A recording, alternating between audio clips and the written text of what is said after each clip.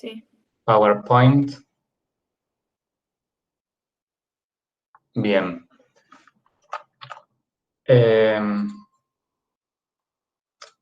Bueno, la idea sería como verlo muy brevemente.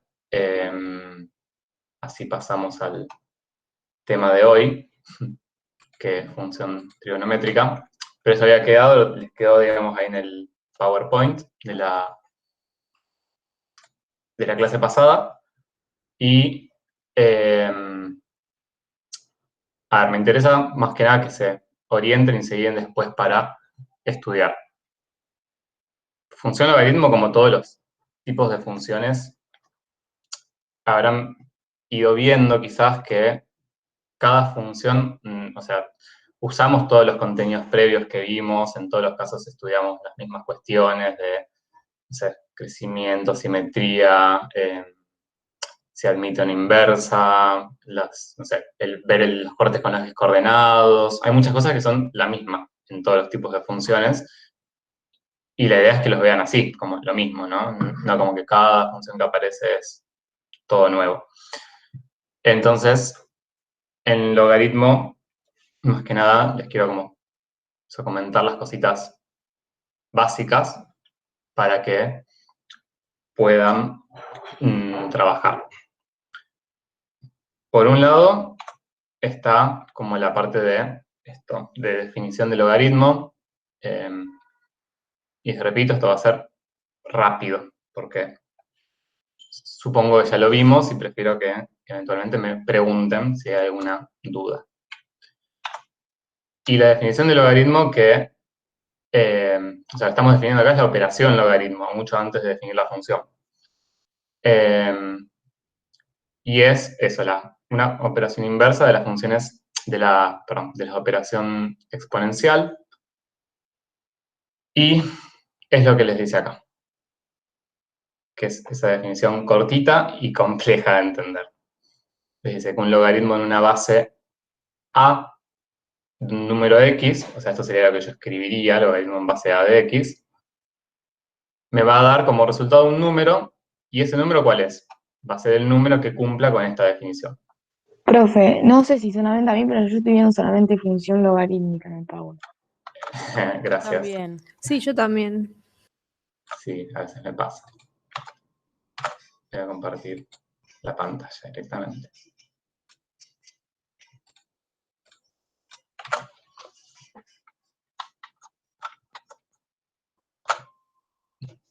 Ahí está. Sí. Así. Bien, entonces, esta es la definición. Aparecen muchas letras. Lo importante es que, si lo ven desde la derecha, y le voy a dar un poco de tiempo a esto porque es importante que la definición la entiendan y no la apliquen de memoria.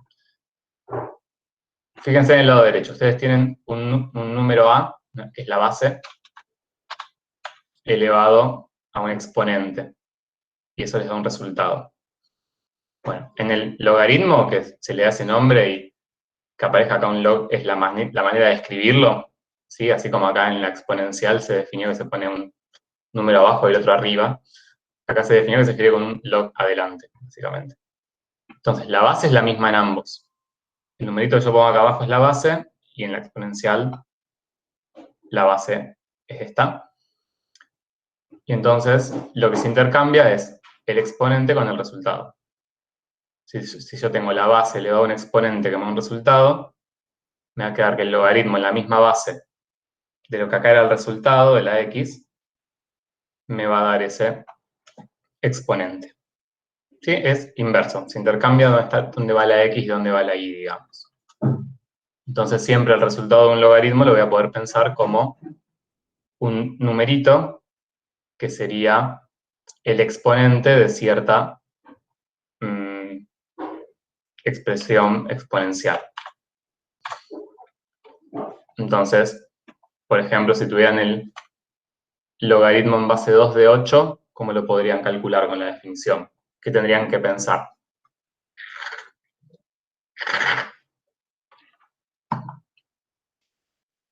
Fíjense acá, sería como logaritmo en base 2 de 8 me va a dar y. en principio. ¿A Sería qué número, 2.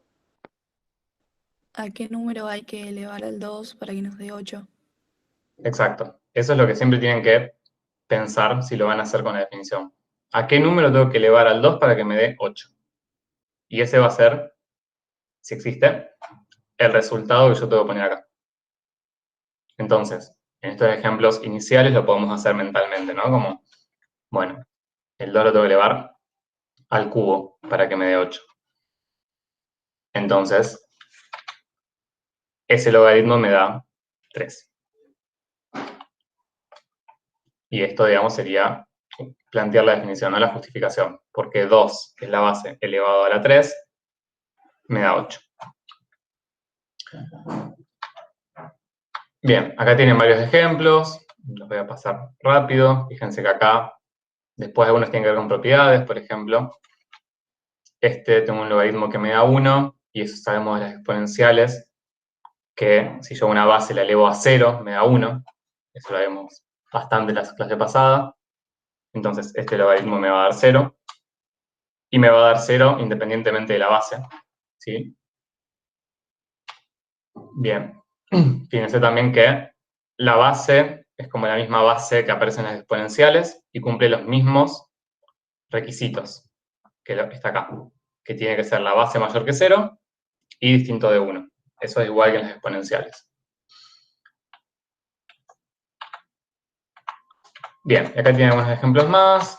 Eso después mírenlo.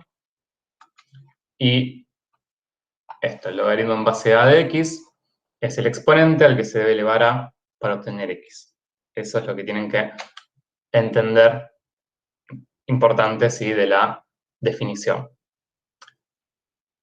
Y fíjense, lo último acá, volviendo acá, es que si el valor al que le aplico el logaritmo, que está x, es el resultado de este a un número, ¿se acuerdan que vimos la vez pasada que ¿qué me puede dar a la i? O sea, a elevado a un número. ¿Me puede dar cualquier número real? Positivo. Bien, vimos solamente positivo, sí que era el conjunto imagen de las exponenciales. Entonces, como este resultado de esta a a la i sí o sí va a ser positivo, en el logaritmo esta x sí o sí tiene que ser positiva. Entonces, que es la condición que aparece acá. Esa x tiene que ser mayor que 0. Si quiero hacer el logaritmo en base a 3 de menos 2, no va a existir. Claro, sería que el logaritmo se aplicaría solamente a reales positivos. Exacto. Y que después cuando lo veamos, ya suponiendo que estuvieron chusmeando un poco las diapos, bueno, igual ya tuve una clase de teoría también. Pero cuando pensemos después como función, que va a ser la función inversa del exponencial, dominio y codominio se van a invertir. Entonces el dominio van a ser los reales positivos, que era el codominio de la función exponencial, y la imagen van a ser todos los reales, porque ese era el dominio de la función exponencial.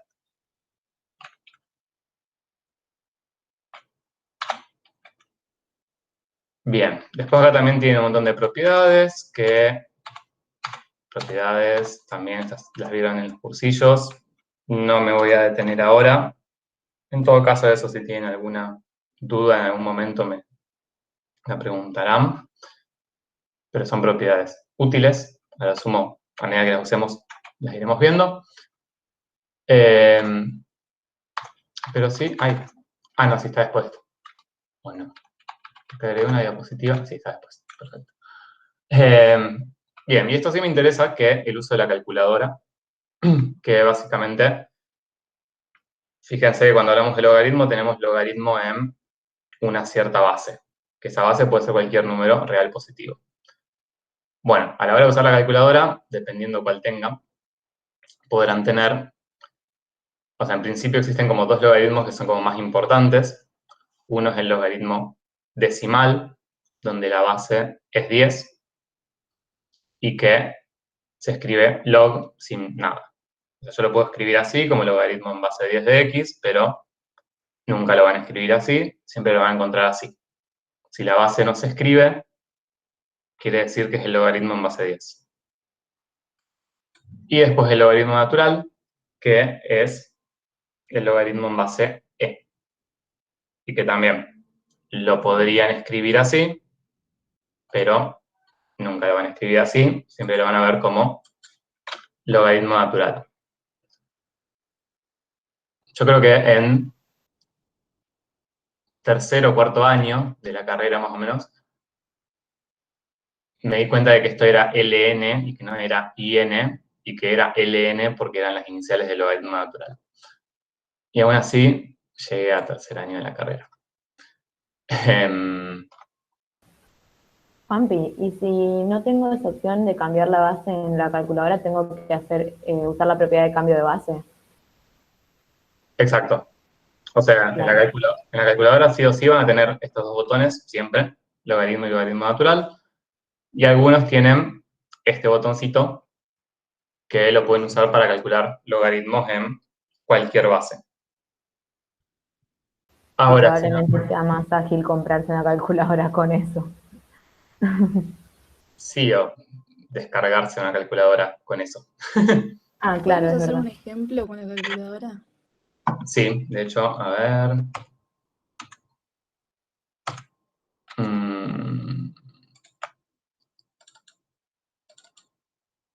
A ver, de hecho acá tengo esta calculadora, que las había subido al Drive, la tienen ahí por si la quieren descargar, al Drive de matemática. Que esta, bueno, justamente, mira, tiene las tres. Por ejemplo, si yo pongo, no sé, logaritmo, un ejemplo de qué en particular. No de cómo sacar el logaritmo con la calculadora si no tenemos esa tecla. Ok, o sea, un logaritmo que no sea en base 10 ni en base E. Claro. Ok, bien. Bueno, por ejemplo, si yo quiero hacer el logaritmo en base 2, vamos a aprovechar que sí lo tenemos primero, de 8, habíamos visto antes que daba 3. ¿Sí? Ahora, obviamente podemos hacer otros números y me va a dar irracional. Por ejemplo, si lo hago de 8,5, no, el exponente no va a ser entero, pero va a haber un número que elevado a la 2 me dé 8,5. Va a ser un poquito más grande que 3. Aproximadamente 3,087. Bien, si yo quiero hacer esto con la propiedad de cambio de base, esa propiedad parece difícil, pero no es difícil. Básicamente lo que les dice es que tienen que hacer un cociente usando un logaritmo en la misma base, y lo que importa ahí es que sea la misma base. Entonces, supónganse que elegimos logaritmo natural, bueno, hacemos un cociente de logaritmos naturales. Y si elegimos logaritmo decimal, hacemos un cociente de logaritmos decimales. Y hago el logaritmo de el argumento, 8,5, sobre el logaritmo de la base. Hasta en eso es fácil, es como tengo un cociente y hago el logaritmo de lo que está más arriba, acá en el logaritmo, sobre el logaritmo de lo que está más abajo. Entonces, la otra manera de calcular esto es logaritmo de 8,5 sobre logaritmo de 2. Y puedo hacer logaritmo decimal de 8,5 sobre logaritmo decimal de 2, y me va a dar 3,087. O podría ser también logaritmo natural de 8,5 dividido logaritmo natural de 2, y me va a dar lo mismo. Juanpi, entonces, ¿cómo era para cambiar la base? A ver, vuelvo acá. Sería esto que está acá. Vamos a acá. O sea, un logaritmo en cualquier base A de X es el logaritmo de X sobre el logaritmo de A. Sí, eso sí lo entendí. Era si en la calculadora se puede cambiar la base, porque viste que siempre nos da 10 o el natural. Bueno, eso Ponele, depende, o sea, eso depende de la calculadora. O sea, en realidad que le llaman una cosa es cambiar la base, que sería usar la propiedad de cambio de base, y otra cosa es usar una base distinta de entrada. En la calculadora, por ejemplo, en esta, tienen este botón que les permite poner la base que ustedes quieran y el argumento. Entonces acá directamente, el logaritmo en base 2 de 8,5 lo calculo poniendo esta, no hace falta que haga la propiedad de cambio de base. Pero si no tienen ese botón, lo calculan usando la propiedad. Ah, listo. Genial. De todas maneras, esta calculadora así virtual, digamos, la tienen ahí para descargar y la pueden usar y tienen el botón. La verdad que es ahora que tienen la posibilidad de usar, que tienen la posibilidad de calcular un logaritmo en cualquier base, porque lo pueden hacer desde el mismo celu o la compu.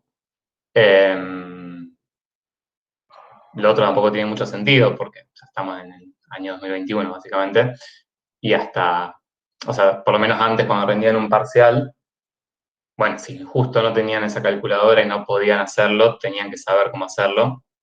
Era algo medio choto porque era como una ventaja para algunos y desventaja para otros, pero ahora la pueden hacer con este botón, en esta calculadora, y ya. De todas maneras, les repito, la propiedad de cambio de base es sencilla, no es nada del otro mundo.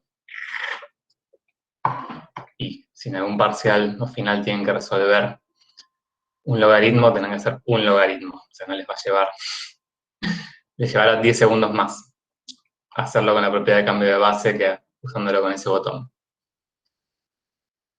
Si tuvieran que resolver un examen entero de logaritmos, bueno, ahí sería diferente.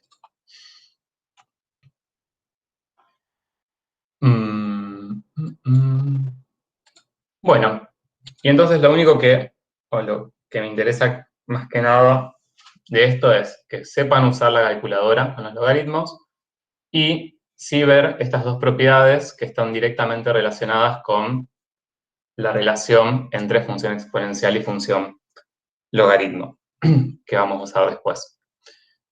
Y que son básicamente las propiedades que les dicen o que les muestran esa relación inversa entre ambas operaciones.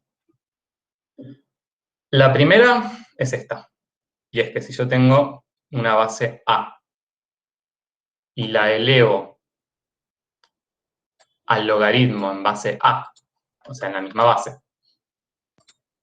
de X, eso me va a dar X. Y acá este X, imagínenselo como cualquier cosa. O sea, yo podría tener, por ejemplo, supónganse que le damos un valor a la base, supongamos que la base vale 10. Entonces, a ver, díganme una expresión loca matemática que les resulte así, que les dé miedo. Tipo, ustedes dicen, les aparece una función así y dicen, uy, esto es difícil.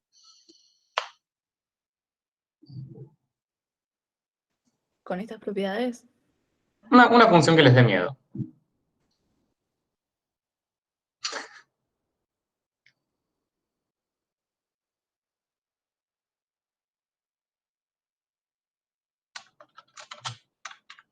Bueno, qué bien, ninguna. Ahora vamos, por ejemplo, con la que habéis dicho antes, Clara, 2x cuadrado menos 2 sobre x cuadrado menos 2. No, x menos 2. Profe, ¿te puedo hacer una pregunta de esa función particular? No, sí, obvio, vale.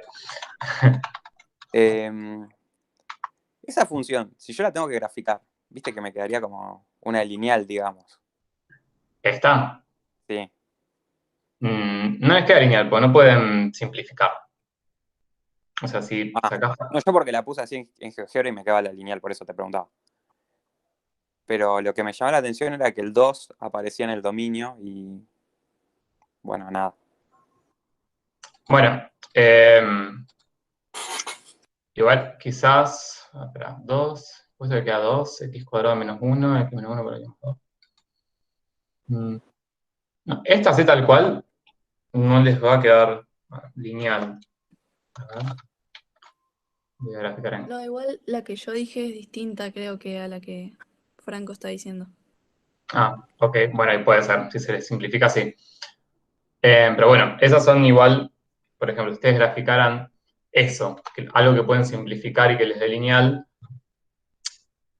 y el 2 está excluido del dominio, bueno, esas son las cuestiones que quizás los graficadores pasan por alto, y que tienen que ver con la manera en que el graficador grafica, que es haciendo, digamos, las imágenes en un montón de puntos, que al graficador no le cuesta nada, y ustedes ahí, por ejemplo, si la función no está definida en 2, el graficador no les va a poner un punto abierto en x igual a 2, porque básicamente la manera en que grafica no es esa. O sea, yo ponerle, si me aparece una función que la pueda simplificar, no la tendría que simplificar y grafico en base a eso. O sea, lo que me da el problema. No, o la podés simplificar, pero teniendo en cuenta las restricciones. Por ejemplo, ahora vamos con un ejemplo de este estilo. No. Estamos yendo para otro tema. Bueno, igual no importa. Es importante. Voy a hacer uno bien sencillo, como ya directamente escribo una expresión así, ya factorizada.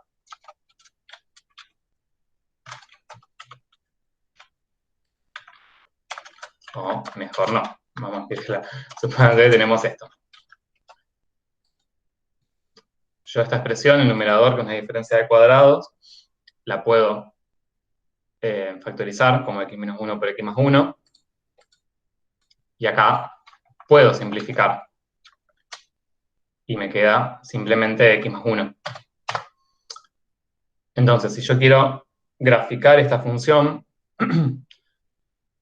hacer el proceso de simplificarlo y llegar a x más 1, lo necesito hacer porque, no, o sea, esta función así, no sabemos cómo graficarla. No sabemos cómo graficar cocientes de funciones cuadráticas sobre funciones lineales. Entonces no tendría ninguna Sí. herramienta para graficarlo. Entonces, en este caso tendría que simplificar, ver que la ley va a ser la de una lineal, pero teniendo en cuenta, o sea, las restricciones que tenga del dominio, las veo en mi ley inicial. ¿Sí? O sea, si yo reemplazo mi x por cualquier valor que no sea 1, por ejemplo, por 5, esto me va a dar, el resultado me va a dar 6, porque acá me va a dar 6 por un número sobre el mismo que se me va a simplificar. Así con cualquier x, salvo para 1. Si x vale 1, no puedo aplicar la función porque mi función es la original.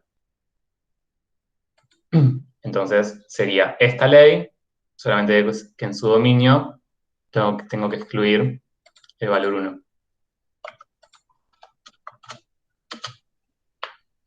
Bien, buenísimo. O sea, tengo en cuenta las restricciones de la original, por así decirlo. O sea, Exacto.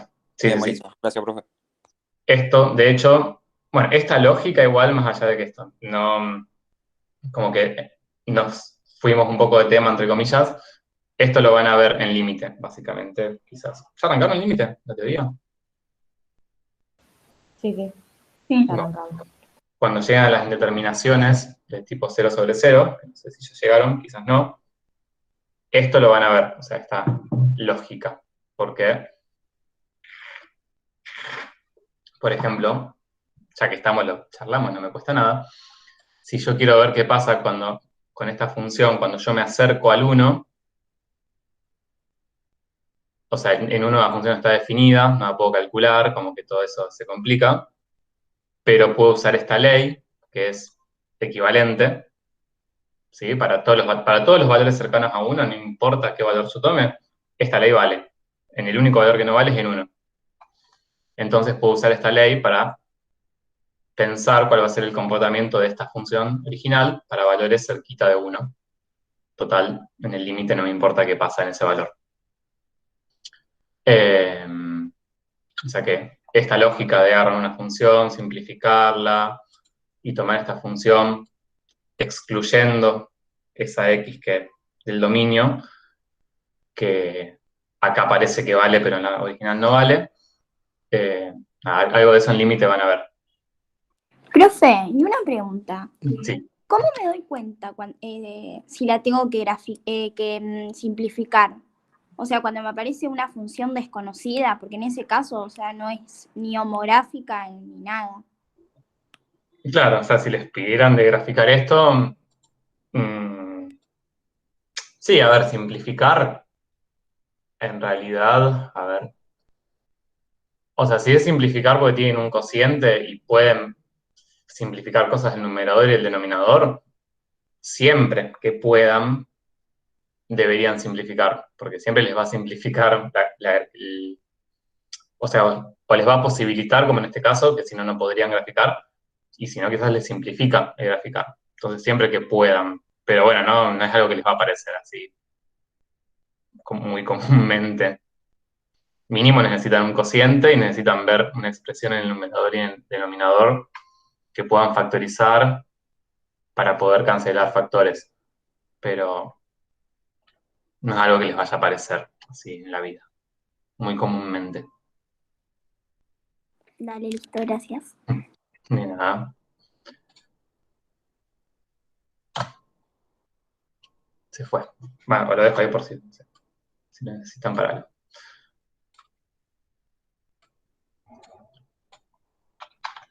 Bueno, volvemos a esta función.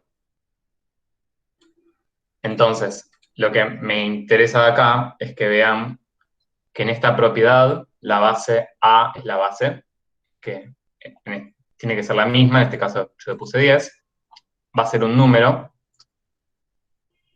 pero la X, o sea, el argumento del logaritmo, eso sí puede ser cualquier cosa.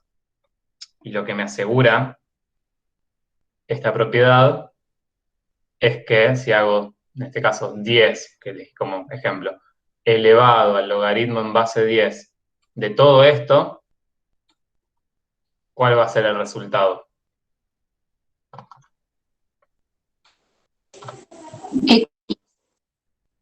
Todo eso que tenés ahí, o sea, toda la función. Exacto, o sea, la X acá es como lo que representa, o sea, esta X en realidad lo que ustedes tienen que ver de esta X es que esta X es lo mismo que esta X, que es lo mismo, ¿sí? Que esa X puede ser cualquier cosa. Entonces acá, el resultado de esto sería toda esta expresión, todo lo que está adentro de eso. Y dejé un ejemplo así molesto a propósito, ¿no? Como esto puede ser X, puede ser toda esta expresión, puede ser 3X más 2. Lo importante es que al hacer 10 elevado al logaritmo en base 10 de eso, les da eso de ahí adentro. ¿Y la base 10 qué función cumple? O sea, la base de todo, digamos, que tiene como exponente el logaritmo. No, o sea, fue un ejemplo. Es la base del logaritmo. Lo importante es que para aplicar esta propiedad, lo que tiene que pasar es que esta base y esta base sean la misma. O sea, si yo tuviera 10 elevado al logaritmo natural de esta expresión, no podría aplicar esa propiedad, pues las bases son diferentes. Claro.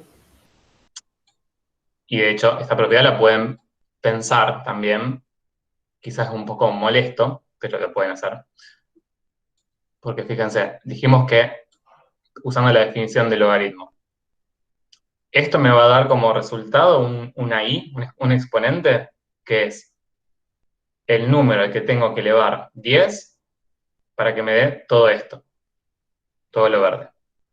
Entonces, si esta expresión del exponente es el número al que tengo que elevar 10 para que me dé todo eso, básicamente estoy haciendo eso, estoy elevando 10 al número al que tengo que elevarlo para que me dé la expresión en verde.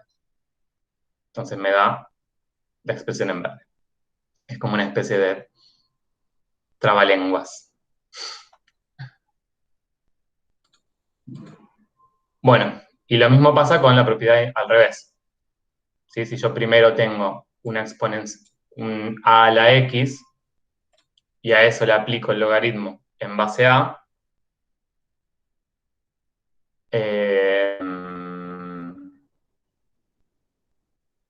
entonces eso da como resultado x, y de vuelta x puede ser cualquier cosa. ¿Sí? Y acá también pueden pensar, esta es más fácil de pensar. Si uso propiedades, tendría que pensar, ¿a qué número tengo que elevar a? Entonces, esta base. ¿A qué número tengo que elevar para que el resultado sea, o sea, y acá lo que está acá arriba va a ser el resultado de mi logaritmo. ¿A qué número tengo que llevar a para que me dé a la x?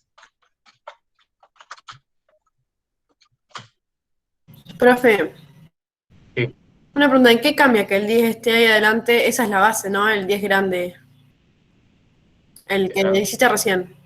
Ese. Acá, Sí, ese 10 sería la base. sí, eso Es acá quedó lo, un poquito. o sea, es lo mismo que esté atrás, digamos, del logaritmo. Como atrás. Como ahí el ejemplo, el segundo ejemplo que estabas por explicar, Ah, la A más grande, digamos. esta. Son Sí. dos propiedades distintas. En una, Ah, a la x, en esta propiedad primero le apliqué el logaritmo y después hice a elevado a toda esa expresión. Y en esta es al revés. Primero hago la exponencial y después el logaritmo sobre la x. sí, sí, ahí entendí. Gracias.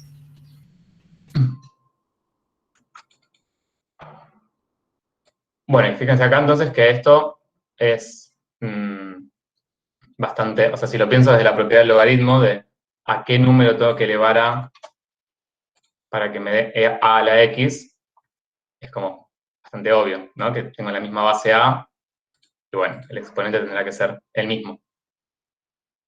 Entonces, el resultado del logaritmo es x, para que me quede a la x igual a la x.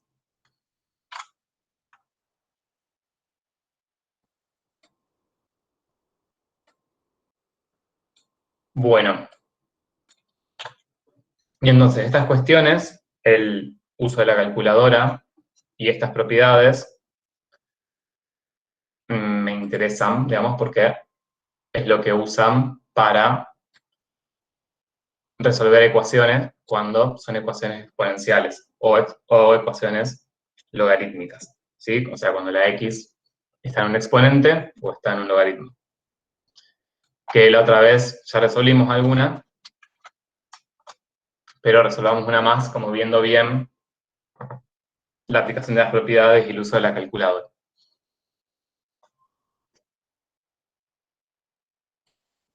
¿Qué es lo primero que tenemos que hacer acá para despejar la x? Pasar el Pasar el 1 1 restando. restando. Bien, o sea, lo primero es el 1 restando, ¿sí? Y ahora acá mi incógnita está en el exponente, y como que la siguiente operación que tengo que... Aplicás el logaritmo natural de los dos lados. Claro. Exacto, que después, digamos, lo hacemos quizás en un solo paso, pero lo correcto es, hago lo mismo a ambos lados de la igualdad. Entonces hago el logaritmo natural. Del lado izquierdo se lo aplico a e a la 2x, y del lado derecho se lo aplico a 4. Entonces, el lado izquierdo podría aplicar esta propiedad. Tengo el logaritmo en base e de e a la 2x. Entonces, esta expresión me queda igual únicamente al exponente. O sea, lo que logré aplicando el logaritmo es que mi incógnita que estaba en el exponente, que eso es un problema para el despeje, ahora quede simplemente como 2 a la x. Y de otro lado dejo por ahora el logaritmo de 4.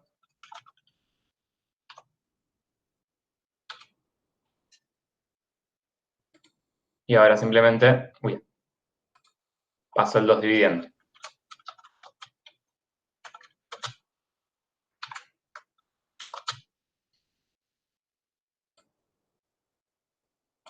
Entonces, el resultado de esta ecuación es logaritmo de 4 sobre 2. Si lo hago con la calculadora, lo puedo aproximar. O sea, ese ya es el resultado igual. Pero si quiero aproximar el valor, lo hago con la calculadora.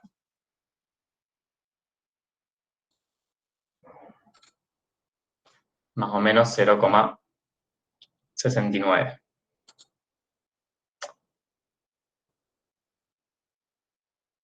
Y eh,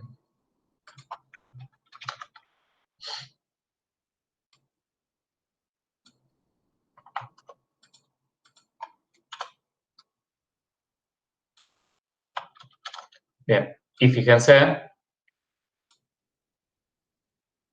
¿no?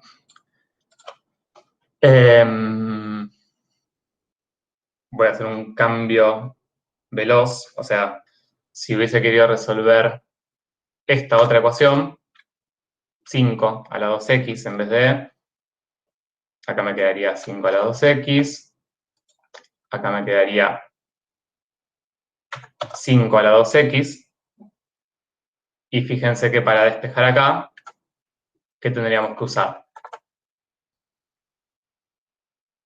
¿Qué es lo que cambia con respecto a... Logaritmo en base de 10. Logaritmo en base 5. Claro, necesito, o sea, si quiero despejar la x del exponente donde mi base vale 5, o sea, siempre acuérdense que la base es lo que es lo mismo. Si acá mi base es 5, el logaritmo que necesito es logaritmo en base 5. Entonces, me va a quedar el logaritmo en base 5 de 5 a la 2x igual al logaritmo en base 5 de 4.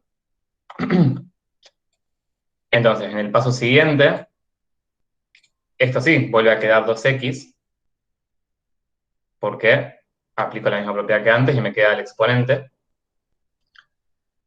Mientras que del lado derecho me queda logaritmo en base 5 de 4. Y ahora me queda logaritmo en base 5 de 4 sobre 2. O sea, a medida que despejo, si comparan esta expresión con esta otra, lo único que cambió fue que mi logaritmo antes era en base 4, perdón, mi logaritmo era en base e, porque tenía e a la 2x, y acá me quedó logaritmo en base 5, porque tengo 5 a la 2x. Y entonces lo otro que cambiaría, dependiendo de qué calculadora tengan, es si esto lo quieren aproximar y tienen que hacer el cambio de base o no. Pero de vuelta, si usan esta calcu, directamente usan este botón, logaritmo en base 5 de 4, dividido 2, y les da aproximadamente 0,43.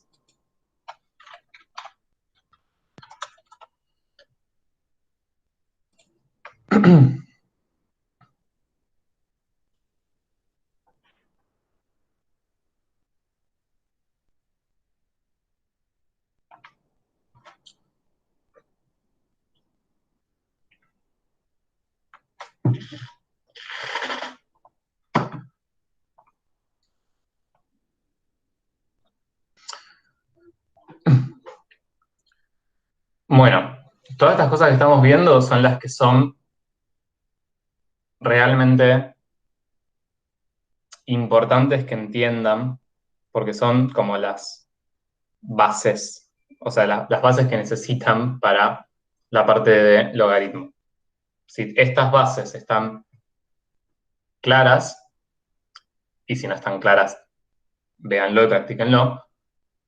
Como si eso está claro, después la función logaritmo es una función más, porque no, lo que vemos específicamente de función logaritmo es lo de siempre, es, bueno, graficar, ver cómo me quedan sus propiedades y demás. Ahí no hay algo nuevo. Lo nuevo está en la parte previa.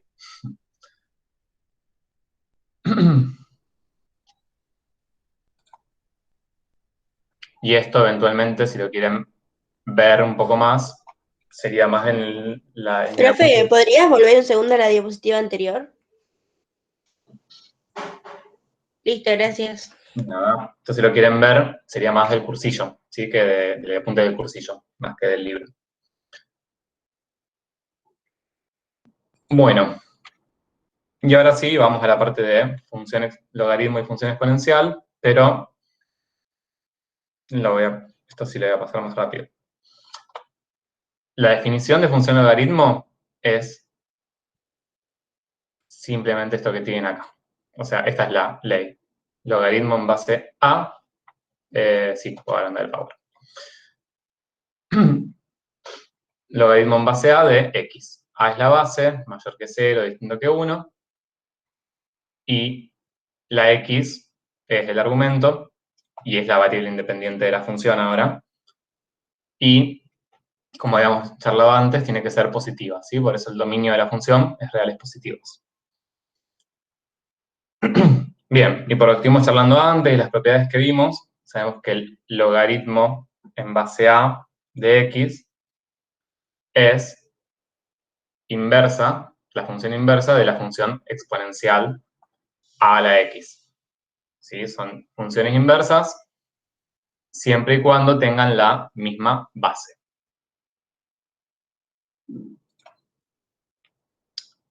Y entonces acá lo que tenemos son las gráficas de, teniendo en cuenta que son funciones inversas, vamos con la de la derecha primero, que me interesa un poco más.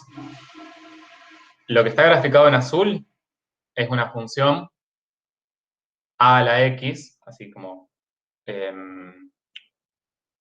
genérica, digamos, sin darle un valor específico a, pero sí con un valor de a mayor que 1.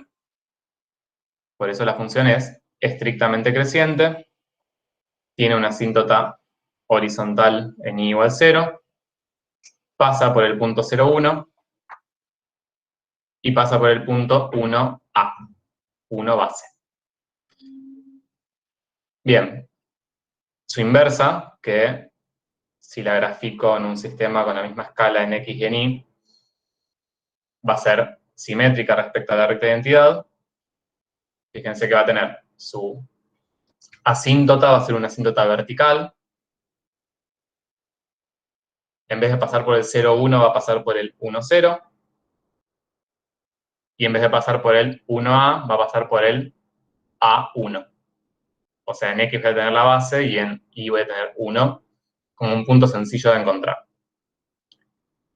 Entonces, esta va a ser la gráfica de una función logaritmo genérica con base mayor que 1. Voy a tener, lo importante es que tengo una asíntota vertical en x igual a 0 y la gráfica, digamos, para los reales positivos es siempre creciente.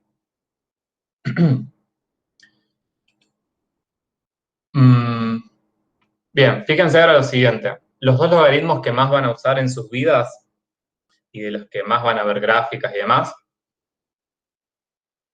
¿qué bases tienen?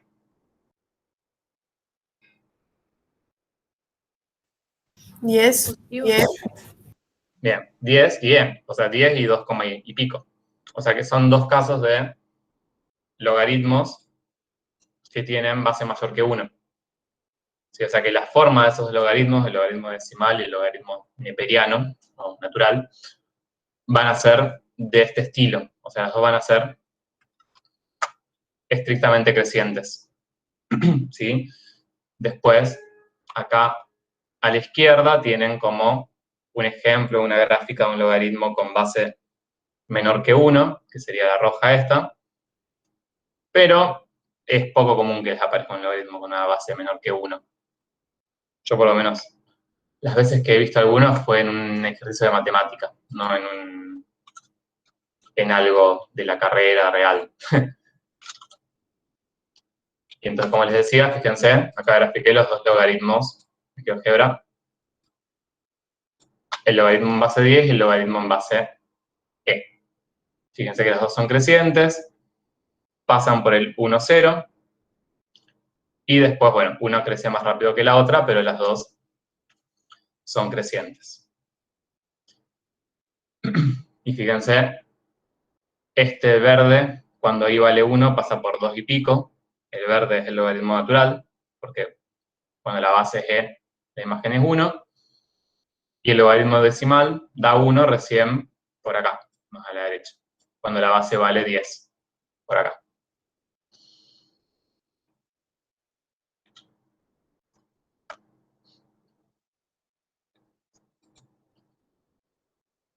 Bueno, acá tienen el resumen de las propiedades de la gráfica de logaritmo, que fue lo que charlamos recién. No es para que lo miren ahora.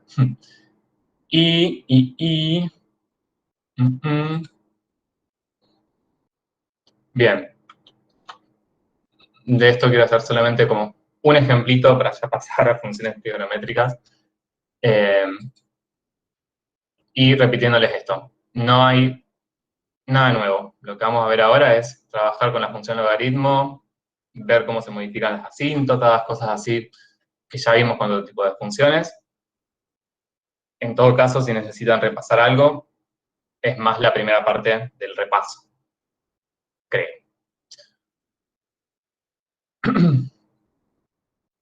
Bien, tenemos esta función, que es 4 logaritmo de x más 2.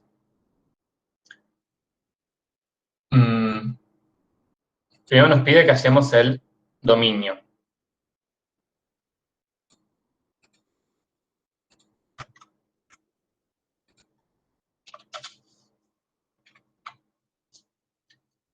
Fíjense cómo podrían... O sea, ¿qué planteamos para hallar el dominio de esta función? ¿Qué restricciones tengo? ¿No puede ser negativo la base? No, la base no, el... El argumento. Bien, o sea, el argumento tiene que ser mayor que 0. ¿Sí? No puede ser negativo y tampoco puede ser 0. ¿Qué sería el argumento? ¿El 4 o el x? No, el logaritmo yo tengo base, que sería la a, y a lo que le aplico el logaritmo es el argumento. Ah, Sería como la x, que en este caso es x más 2. O sea, todo lo que esté dentro del logaritmo va a ser el argumento. Bien, entonces, esto sabemos que, o sea, lo que tiene que ser mayor que 0 en el logaritmo no es la x siempre, sino el resultado a lo que yo le voy a aplicar el logaritmo. Entonces, en este caso, que es x más 2, ¿sí? Lo que tiene que ser mayor que 0 es x más 2. Si tuviera logaritmo de un gatito, planteo que el gatito tiene que ser mayor que x más 2. Mayor que 0. Pobre gatito. Bien, fíjense que siempre, o sea, yo planteo todo mi argumento, sea lo que sea, mayor que 0, y me queda una ecuación, en este caso bastante sencilla de resolver.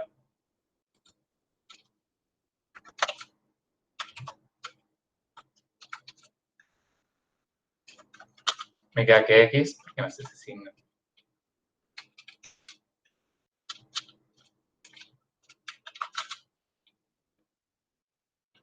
Bien, me queda que x es mayor que menos 2.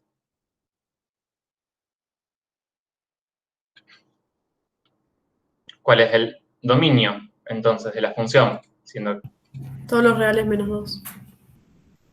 que este es mi... Desde menos 2 hasta más infinito. El menos 2 sin incluir. Bien, o sea, la x tiene que ser mayor que menos 2, si no puede ser menor. Entonces, va a ser desde menos 2 hasta más infinito. Perfecto. Bien, ¿cuál va a ser la asíntota? Vamos a tener una asíntota vertical. Entonces, eso lo pueden ver desde varios lugares. Vamos a un segundo a GeoGebra. Fíjense que yo acá está graficado el logaritmo decimal de x. Si ahora grafico, vamos a poco, primero voy a graficar el logaritmo de x más 2. Entonces, si grafico el logaritmo de x más 2, ¿qué le va a pasar a la gráfica? ¿Para dónde se va a correr? Para la izquierda. ¿De acuerdo? sí. Sería 2 lugares para la izquierda. Sí, para la izquierda 2 lugares. Entonces, fíjense, por un lado, por eso, digamos, o sea, el dominio queda desde menos 2, en vez de 0, se corre también 2 unidades a la izquierda, digamos. Y la asíntota, que estaba en x igual a 0, ahora queda en x igual a menos 2. Se corre 2 unidades a la izquierda, como toda la gráfica. Entonces, la asíntota es algo que lo pueden pensar desde ahí, o también desde el dominio. O sea, el valor del dominio que me queda acá excluido corresponde al x en el cual tengo la asíntota.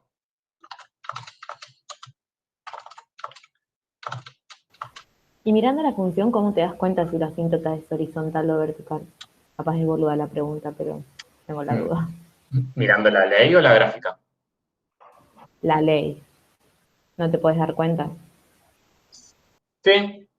O sea, pero ahí en realidad eso es como un conocimiento que tenés que tener de la función en particular, de saber cómo es la gráfica del logaritmo, que tiene una asíntota vertical, ¿sí? O sea, que el logaritmo de x tiene una asíntota vertical, eso ya es algo que tenés que saber y aprender cuando ves logaritmo. Y después que esa asíntota vertical se corre, ya es como saber la parte de transformaciones gráficas, que aplica a todas las funciones. Pero sí, o sea, que acá tenés una asíntota vertical en el logaritmo es algo que tenés que aprender y estudiar previamente. No es que te tienen que adivinar ni nada. Claro, claro. Entonces, acuérdense con las asíntotas de siempre aclarar la ecuación, ¿sí? No ponen simplemente -2, es x o y igual a -2, dependiendo que sea, si es vertical o horizontal.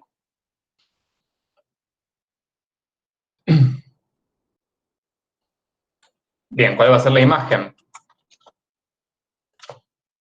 Ah, bueno, faltó multiplicar por el 4. O sea, acá corrimos de unidades a la izquierda y ahora voy a graficar la función multiplicada por 4, que esa la estiraba respecto al eje Y. ¿Qué les parece esa transformación? ¿Va a modificar algo de dominio o asíntota?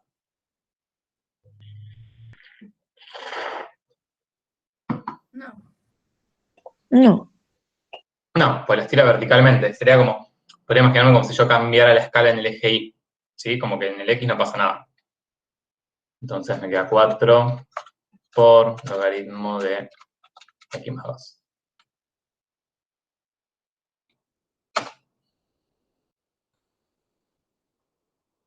Bien, súper extraño. No esperaba que quedara así. Pero bueno, sería la naranja. Fíjense que cambió la forma, pero la asíntota se mantiene, el dominio se mantiene. ¿Y cuál es el conjunto imagen?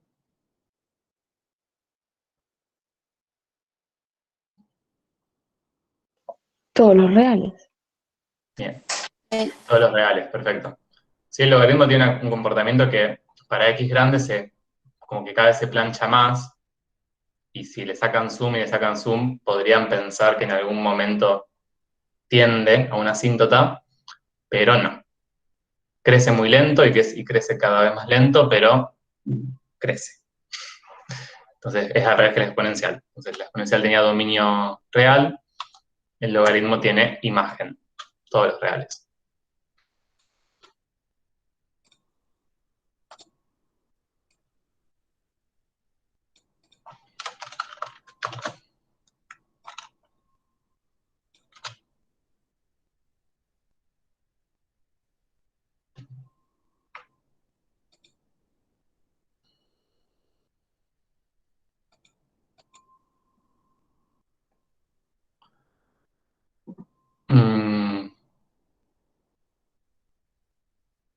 Bueno, eso se los dejo. Bueno, hacemos hasta el E y basta.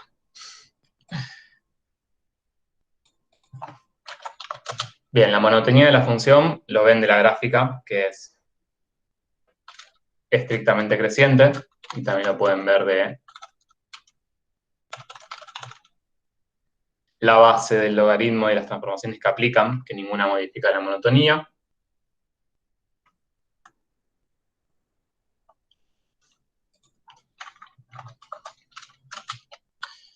¿Y cómo me queda la ley de la inversa? Veamos únicamente eso, graficámosla y otro tema.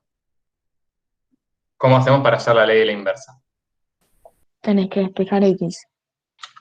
Bien, o sea, vamos a hacer lo mismo que hicimos antes, o sea, vamos a aplicar la misma lógica de antes que usamos en la ecuación logarítmica hace un ratito, solamente que ahora despejamos la X y acá a lo que está igualado es una Y, no está igualado a un número. Pero la lógica va a ser la misma, o sea, tengo que despejar la X. Entonces, paso el 4 dividiendo y me va a quedar el logaritmo de x más 2 igual a y sobre 4. Y acá, para despejar el logaritmo decimal, lo vamos a pasar como, o sea, o aplicamos 10 elevado al logaritmo, o sea, 10 elevado a de ambos lados, que eso lo que hace es, del lado izquierdo nos queda el x más 2, y del lado derecho nos queda 10 elevado a todo esto.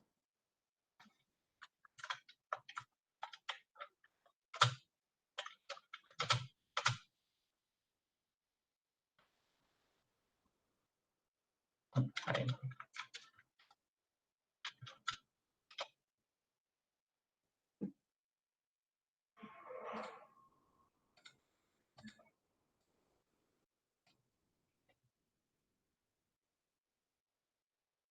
Y entonces ahora me queda x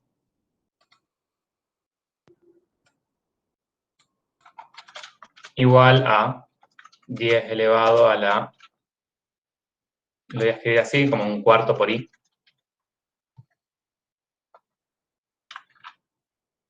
menos 2.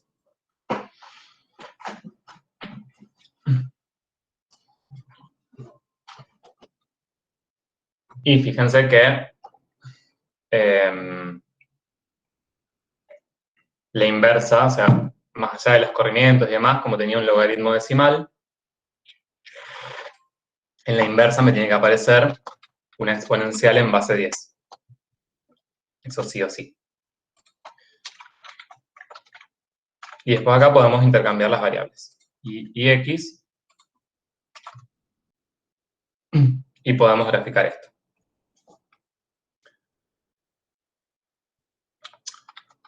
Bien, ¿qué esperan? Dejo graficada la naranja. Y ahí graficamos 10 elevado a un cuarto de x menos 2. ¿Cómo tiene que quedar la asíntota horizontal de la exponencial? Sabiendo que en la función logarítmica tenemos la asíntota vertical en x igual a menos 2. Igual a menos 2. Bien, la asíntota horizontal les tiene que dar y igual a menos 2. ¿Sí? O sea, lo que va a cambiar es, se va a pasar a ser horizontal, pero si era menos 2, ahora también va a seguir siendo menos 2. Después, esta pasa por el 0 no sé cuánto, la otra va a pasar por no sé cuánto 0, pero va a tener un puntito de corte más o menos como por acá. ¿Sí? Lo podríamos calcular desde ya. Y entonces fíjense que la gráfica me debería quedar algo que viene como asintóticamente acá, pasa por ese punto y después crece. Entonces si lo grafican, les queda 10 elevado a x sobre 4 menos 2. Y entonces pueden ver y comparar la gráfica de la función logaritmo, en este caso con la de su inversa, y ver que todas esas características se mantienen. Y hasta pueden graficar la recta de identidad si quieren ver esa simetría. Cuando trabajan con GeoGebra, si están, por ejemplo, así graficando funciones inversas y quieren ver la simetría y necesitan la misma escala, acá pueden, haciendo clic derecho, donde dice GX, GY, pueden elegir la relación de la escala y se les acomoda para que les quede 1, 1. Si se les deformó algo, es una manera sencilla de reacomodarlo.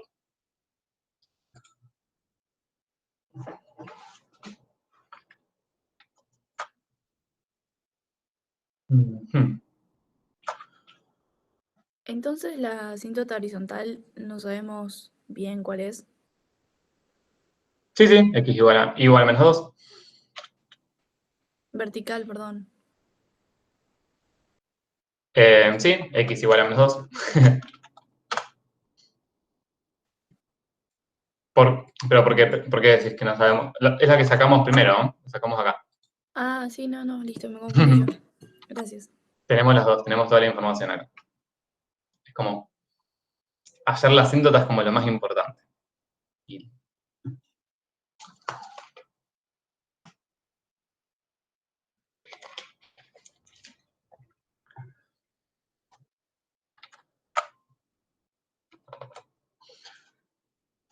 Bueno.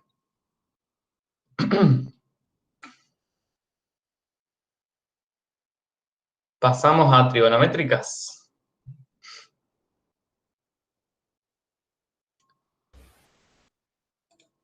Yo, para trigonométricas, mientras ustedes descansen un poquito.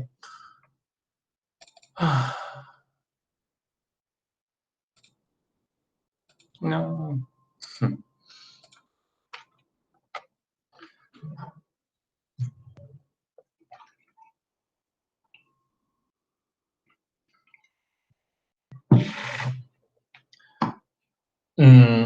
Bueno, no nos queda mucho rato, nos queda un poco menos de una hora. Así que veremos hasta dónde llegamos. Pero bueno, de trigonométricas, ¿cuánto vieron en teoría? ¿Vieron una clase completa? ¿O un poco menos? ¿Más? ¿Se acuerdan? Una clase, me Una parece. completa, sí. Bien. Bueno, no es un tema del que veamos como... O sea, va a pasar lo mismo que con logaritmo. En sí, después, una vez que llegamos a las funciones trigonométricas y vemos sus características, graficarlas, aplicar corrimiento, esas cosas es lo mismo. Lo que tenemos que tener en claro es como toda la cuestión previa. Entonces, mi idea era como mostrarles un poco eso, ver la parte de trigonometría, que es previa, y llegar a trabajar con las funciones trigonométricas, seno y coseno y tangente,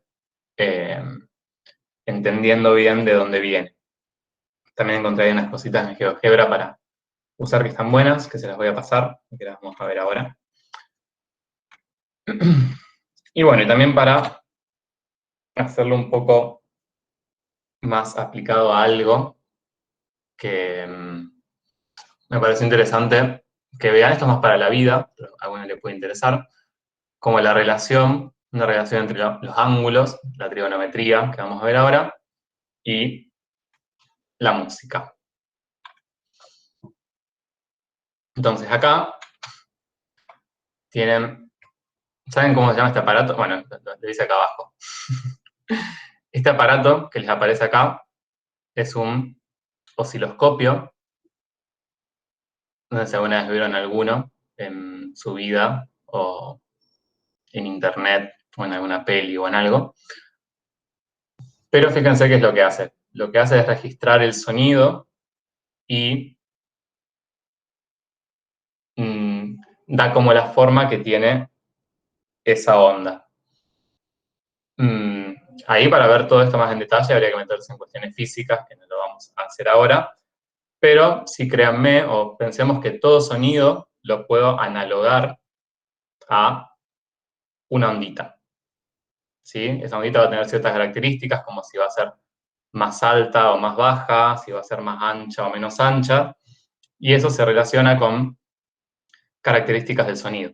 ¿Sí? Básicamente el sonido en sí es como, son vibraciones del aire que llegan a nuestros oídos, y esas vibraciones tienen ciertas características que hacen que sean más agudos, más graves, más fuertes, más débiles, etc. Y si alguna vez vieron alguno de estos aparatejos o estas cosas cuando se escucha un sonido y eso se mueve y hace ondas raras, como que se ven formas súper extrañas. De hecho, acá tienen cómo se verían distintas,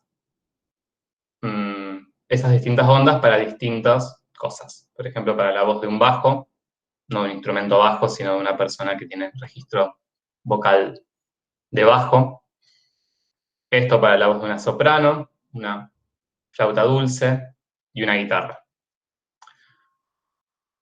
Ahora, fíjense que son cosas súper extrañas, ¿no? La forma que tienen, pero todas tienen una característica en común. A ver si se dan cuenta cuál es. Son periódicas. Se repite como un ciclo.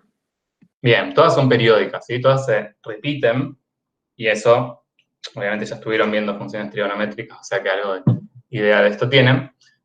Pero bueno, eso es una relación que aparece con las funciones trigonométricas, ¿no? Que seno, coseno, que son mucho más sencillas que estas, pero tienen esa relación, son funciones periódicas. Y hasta ahora, de todas las funciones que vimos, ninguna de las que vimos hasta ahora eran periódicas, ¿sí?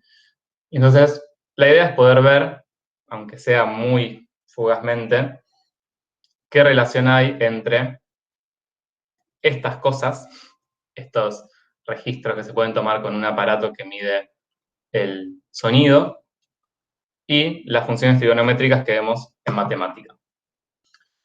Y van a ver que no es tan lejana la relación. Bueno, para llegar a eso, que vamos a ver si llegamos hoy por el tiempo, nos va a quedar ahí como una preguntita, y vamos a ver ahora sí como la cuestión matemática atrás de todo esto. Antes de ver las funciones trigonométricas, lo que tuvieron que haber visto es trigonometría. Entonces acá me interesa que hagamos un repaso, simplemente, y que veamos las cosas más importantes para trabajar en trigonometría, que son básicamente lo siguiente. 1. Necesito establecer un sistema de referencias para poder trabajar. ¿Sí? Un sistema X e Y, porque voy a trabajar con ángulos, pero yo no voy a trabajar con ángulos en cualquier lado, sino necesariamente en un sistema de referencias. En ese sistema de referencias lo que vamos a ubicar es una circunferencia trigonométrica, que es una circunferencia que tiene dos características importantes. ¿Saben cuáles son? Que es un ángulo de 360 grados. Sí, pero digo, características de la circunferencia en sí. Primero, ¿dónde lo ubica y qué radio tiene? 1 sería el radio. Bien, el radio va a ser de 1, ¿sí? Por eso acá los cortes con los ejes van a ser 1, 1, menos 1 y menos 1, y centrada en el origen, ¿sí? Su centro va a estar en el origen de coordenada y no va a estar ubicada por cualquier lado.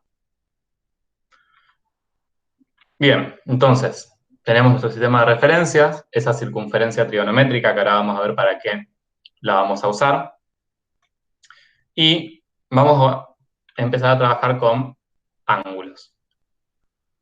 Y entonces, ubicado el sistema de referencia y toda la cuestión, los ángulos con los que vamos a trabajar, que en este caso le llamé alfa, ¿sí? Van a tener un lado inicial y un lado final, y van a ser ángulos en posición estándar. Que un ángulo esté en posición estándar quiere decir esto, que su lado inicial, que en este caso es este acá, no los diferencia igual, pero su lado inicial está sobre el semieje X positivo. ¿Sí? Coincide acá. Yo, si tuviera un ángulo cuyo lado inicial me queda así, no sería un ángulo en posición estándar. Siempre empieza en el semieje X positivo. Y además, fíjense que acá marqué el lado final del ángulo. Yo ahí podría considerar que desde mi lado final, inicial al lado final, como que fui en sentido antihorario, fui de acá para acá, o que di toda la vuelta para el otro lado. Tendría como esas dos opciones. Bueno, en el sistema de referencias, lo que se considera como un acuerdo, una convención, es que vamos a considerar el sentido positivo antihorario. Eso quiere decir, no está escrito acá, pero que acá, digamos, estos ángulos van a tener signos de repente. Que eso es algo que en geometría no, un ángulo no tiene signo. No puede ser negativo. Pero acá sí. O sea, si yo considero un ángulo yendo desde mi lado inicial en sentido horario, ese ángulo va a tener signo negativo. En cambio, si lo considero así, va a tener signo positivo. Bien, son todos como conceptos que vieron ahí en la teoría. Esto es simplemente un repaso. Bueno, teniendo mi ángulo ubicado en mi sistema de referencia en posición estándar en sentido positivo, fíjense, acá aparece la circunferencia trigonométrica. Lo que está marcado acá es la intersección del lado final del ángulo con la circunferencia trigonométrica. Y eso es un punto P que le llamé un punto que le llamé P, cuya abscisa vale A y ordenada vale B. Y entonces, ya con esto tenemos todo lo que necesitamos para definir estas operaciones, ¿sí? El coseno de un ángulo alfa y el seno de un ángulo alfa. Bien, ¿cuánto vale el coseno del ángulo? ¿Se acuerdan cómo se calcula teniendo todo esto? Sería opuesto sobre adyacente, ¿no? O sea, No soy hipotenusa. sobre hipotenusa, ¿verdad? ¿No sería cateto opuesto sobre hipotenusa? Ok. Ujú. El coseno sería adyacente sobre hipotenusa, pero, o sea, eso es válido, digamos, eso se llama razón trigonométrica y se define así. ¿Eso no es por los triángulos? Exacto, eso les iba a preguntar. ¿Qué, el cateto y la hipotenusa de qué triángulo acá? Rectángulo, Ajá, pero ¿de cuál?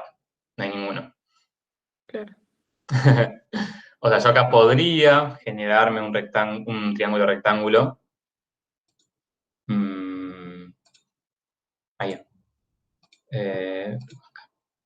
Sí, podría generar este triángulo rectángulo. Y ahí fíjense que el coseno quedaría el cateto adyacente sobre la hipotenusa. Ahora, ¿cuánto vale el cateto adyacente? No sabes, o sea, lo puedes despejar con trigonometría. No, o sea, no sabemos, pero le podemos asignar un valor, o sea, no un número, pero sí un valor. Sería X sobre el radio. Bien, pero fíjense que esta longitud, o sea, el valor que tengo acá no sé cuánto vale, pero si la abscisa del punto P yo le llamé A, es el valor que tendría acá. Claro, sería AP sobre R. Claro, o sea, esta medida de este cateto, ya en breve vamos a dejar de hablar de catetos y de hipotenusa, pero por ahora sí, esta medida vale A. Y la hipotenusa vale R, aunque yo ya eso me tomé como una simplificación porque en este caso, al trabajar con una circunferencia trigonométrica de radio 1, R vale 1.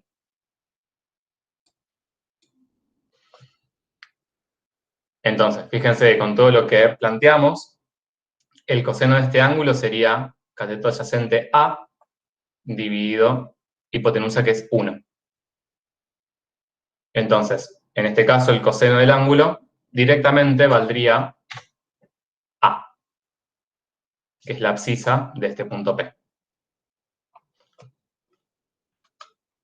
Y el seno del ángulo, con el mismo razonamiento, sería la longitud del cateto opuesto, que esta longitud va a tener que ver con este valor acá, que es B. Entonces va a ser B sobre R, B sobre 1, o sea, B. Entonces el seno del ángulo va a ser la ordenada de ese punto P. Bien, fíjense que acá dice la abscisa del punto P, lo importante acá es que ese punto P es el punto de intersección del lado final del ángulo en posición estándar con la circunferencia de radio 1. ¿Sí? Si la circunferencia no tuviese radio 1, sería A sobre R. Pero si trabajamos con una circunferencia de radio 1, directamente es A. Directamente es la abscisa del punto. Bueno, esto que apareció así así como quien no quiere la cosa, son las definiciones matemáticas de coseno y seno. Para que enchufo la notebook.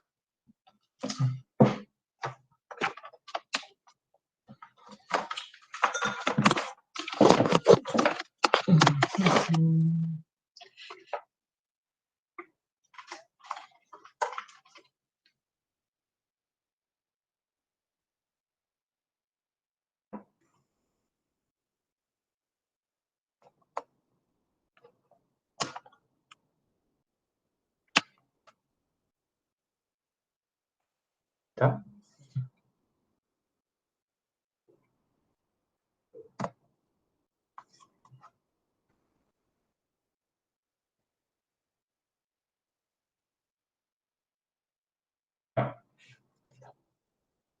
Lo está cargando.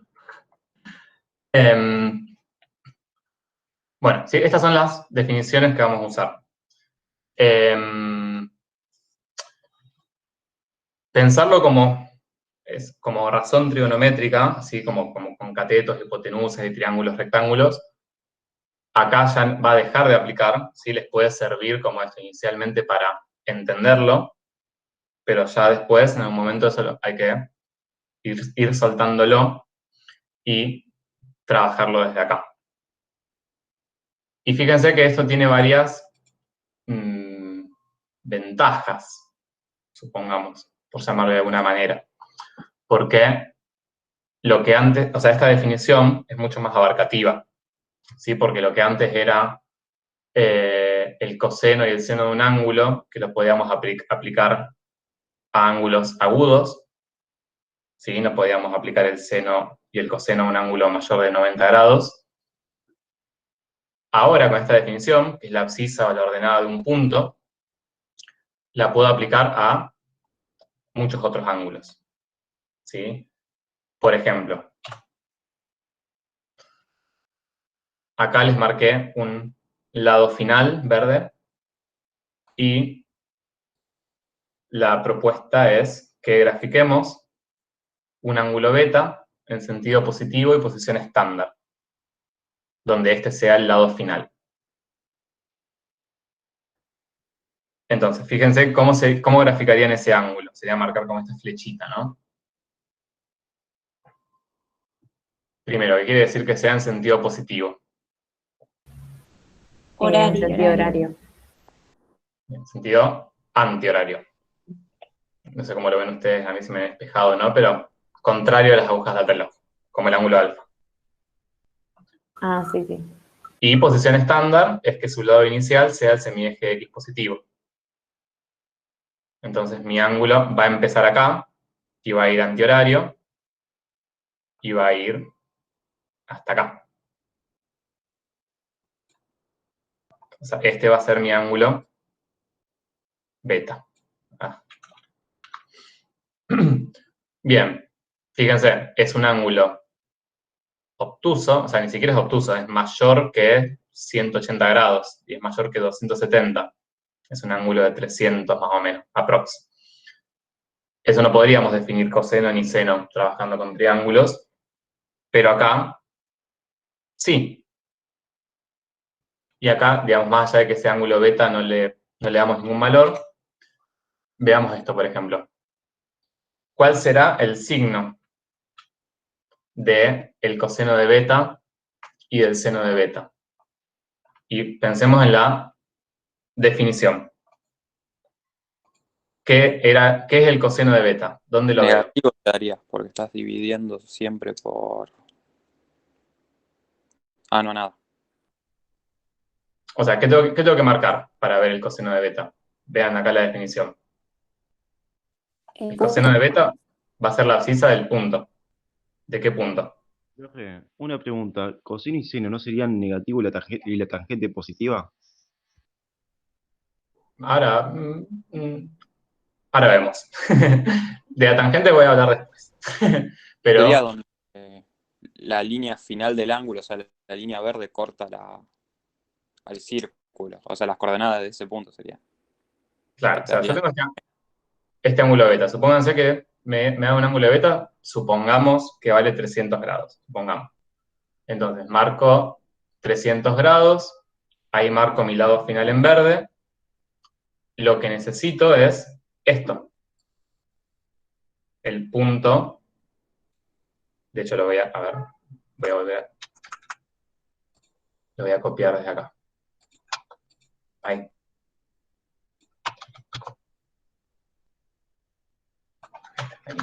Sí, lo que necesito es eso.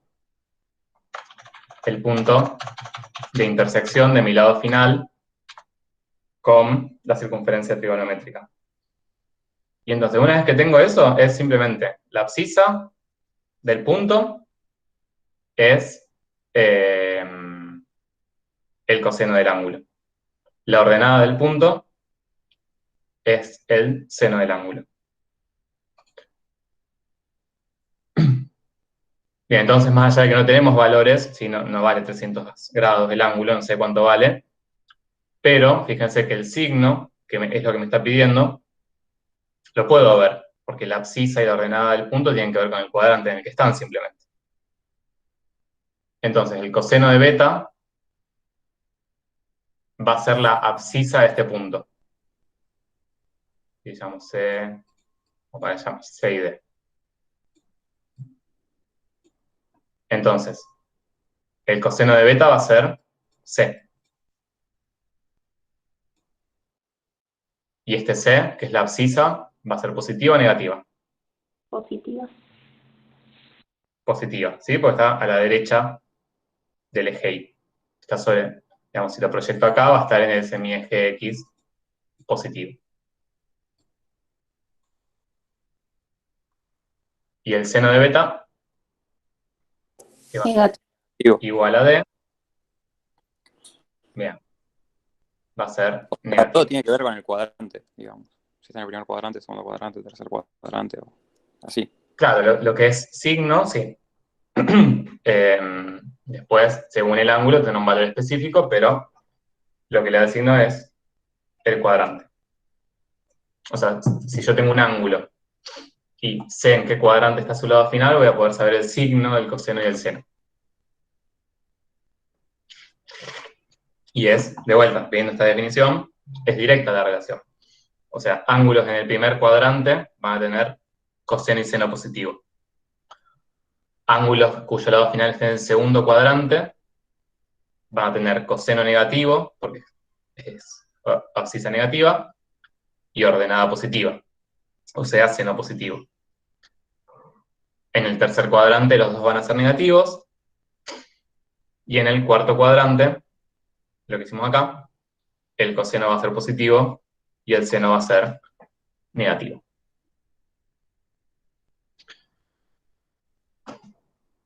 Bueno, que puedan ver y entender esto es crucial, y es muy crucial. Porque, digamos, más allá después de graficar la función seno y coseno y saber que son onditas y demás, muchas veces lo que van a necesitar en la vida, ¿sí? Quizás en la carrera más que... O sea, las funciones seno y coseno las van a usar, pero muchas veces más allá de usar la función seno y coseno y sus gráficas, lo que van a usar es este tipo de información, saber eso, cuánto vale el seno o el coseno de un ángulo que está en tal cuadrante, o de un ángulo de 90 grados, o cosas por el estilo. Y eso lo saben más desde, o lo pueden deducir fácilmente desde el entender esto. Se imaginan un punto, o sea, se imaginan un ángulo, se imaginan el puntito y piensan en su abscisa y en su ordenada. En el signo que va a tener esa abscisa y esa ordenada, ese va a ser el signo del coseno y del seno, respectivamente.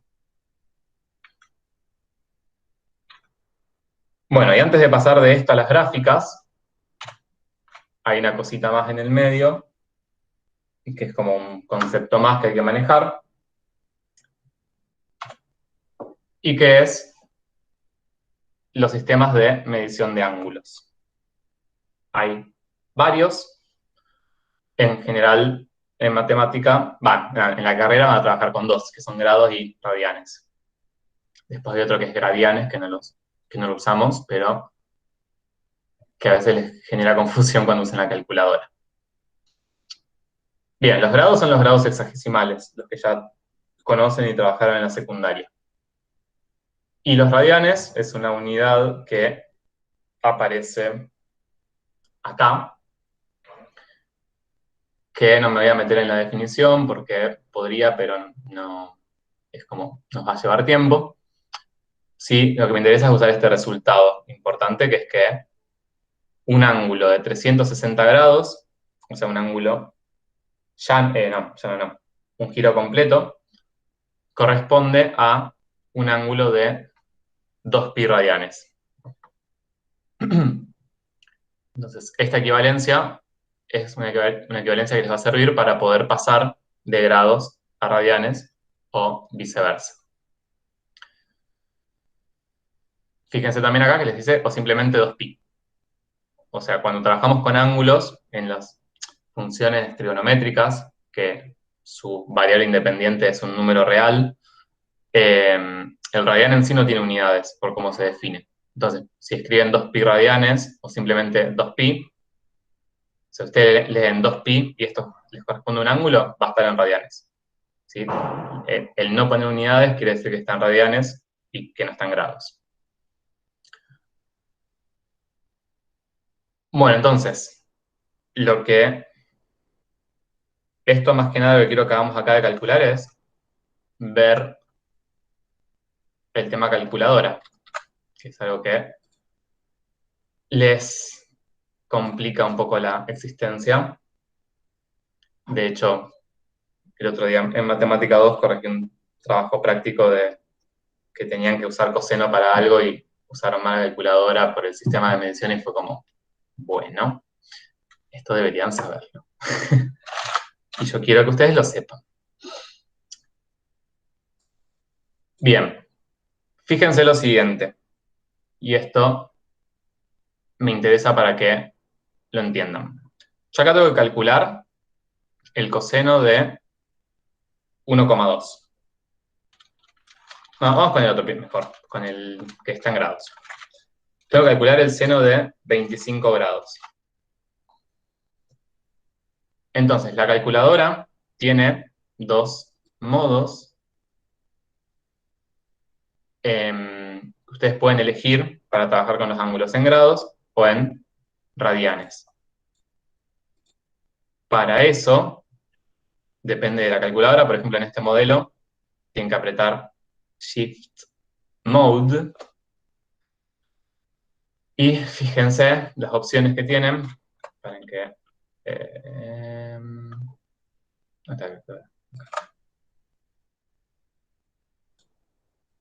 ¿Llegan a ver bien la calculadora? Más o menos. Ahí. Sí, profe. Bien. Fíjense, ponen Shift Mode y les aparecen estas opciones. Bien, la 3, la 4 y la 5 son las que tienen que ver con los ángulos en este caso.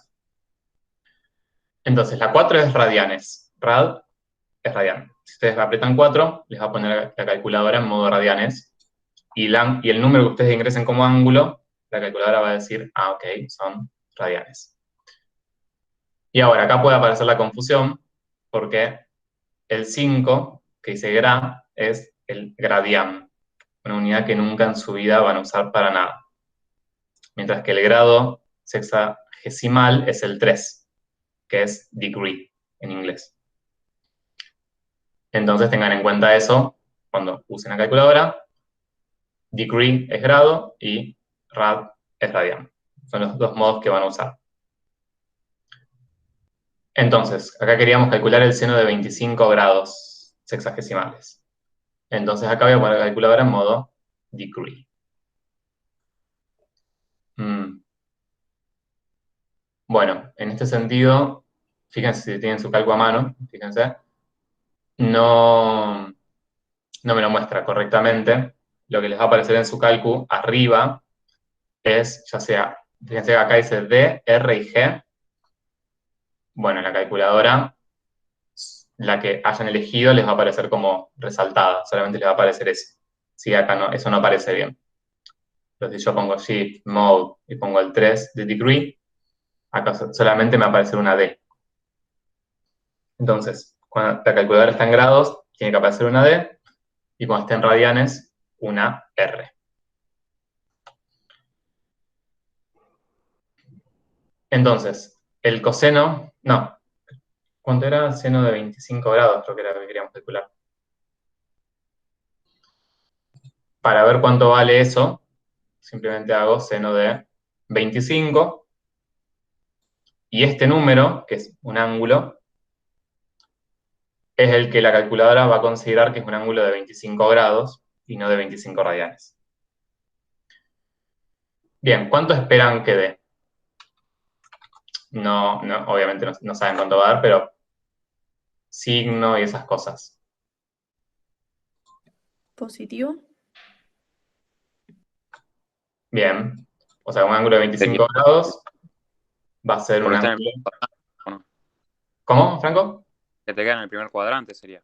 Claro, queda en el primer cuadrante, va a ser la ordenada del punto, entonces va a ser, o sea, ambas van a ser positivas, tanto seno como coseno, pero bien, va a dar positivo, y más o menos, qué sé yo, un ángulo de 25 estará por acá, qué sé yo, entre 0,3 y 0,4 podríamos suponer.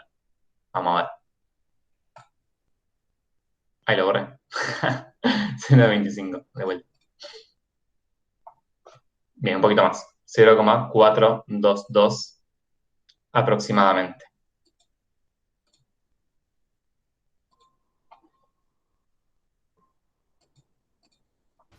¿Y ese resultado qué sería? El seno del ángulo de 25 grados. O sea, es un número, en principio.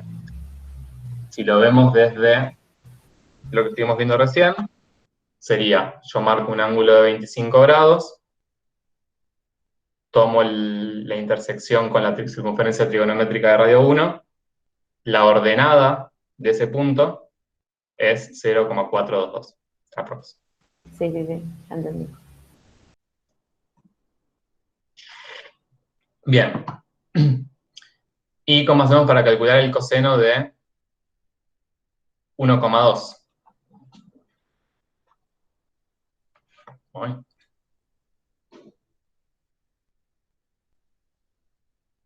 Hay que poner la calculadora en radianes. Bien, fíjense, de hecho, vamos a hacer primero esto, que no es lo. Si yo pongo coseno de 1,2, volvamos acá. ¿Qué va a hacer? ¿Qué piensa la calculadora? Suponiendo que la calculadora piensa. Que es Lo que un va a ángulo pensar, Un cuadrante. ángulo. la calculadora va a pensar que esto es un ángulo de 1,2 grados, o sea, prácticamente un ángulo o sea, un ángulo agudo muy chiquito. Entonces va a intersecar a la circunferencia muy por acá. ¿Y qué esperan que dé este resultado? ¿Qué abscisa tendría ese punto? Casi cero. Súper chiquita. Abscisa en Menor a X. 1 o casi 1. Claro, menor que 1, pero ahí, tipo 0,90 y pico. ¿Sí? 0,997.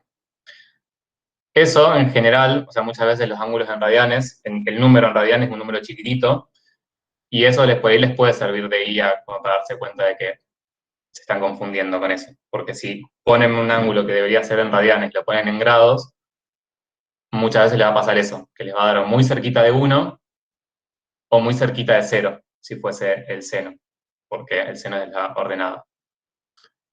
Bien, entonces, yo quiero ver el ángulo, o sea, el coseno de 1,2 radianes, eso, tengo que pasar la calculadora a radianes, 4, y ahora sí, el coseno de 1,2 da 0,36. Profe, Sí, si mi calculadora no tiene esa función, o sea, la debe tener, pero no sé cómo ponerla. ¿Qué ¿qué, hago? qué modelo tenés? Es un Exactus. Mm, no, buscá en Google como Bueno, dale, exacto, algún pero tutorial. la vas a necesitar. De hecho, en matemática la vamos a usar principalmente en radianes, y ahora que lo pienso, hay una función, a ver, ¿cómo es esto? Ah, no, cualquiera. Bien, sí, la vamos a usar más que nada en radianes, en matemática al menos, y tienen que ahí ver cómo pasar de una forma a la otra para tenerlo. Profe, y Sí, ahora como para ponerla normal, digamos, como lo tenía antes. no sé cómo hiciste para pasar las radianes. Es lo mismo, o sea, porque donde les Tengo la aparece. misma calculadora que está ahí, digamos, pero no sé cómo, para que no me aparezca más ni grados ni radianes o no pasa nada. Ah, no, no pasa nada. De hecho, siempre está en algún modo la calculadora. Siempre te aparece una D o una R. Quizás no le habías prestado atención, pero siempre estuvo ahí.